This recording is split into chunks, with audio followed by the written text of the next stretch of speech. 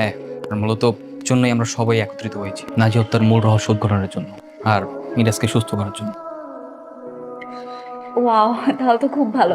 আমি তোমাদের সাথে জয়েন করব। না না না, আমাদের সাথে জয়েন হওয়া যাবে না।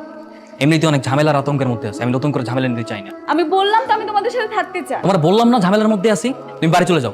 তুমি ঝামেলা থাকা মানে আমার কি হবে তুমি বুঝতেছো? আরে কি হবে? হ্যাঁ, তোমার এত কিছু বোঝা লাগবে না। হবে না হবে সেটা পরে দেখা যাবে, তুমি বাড়ি চলে যাও।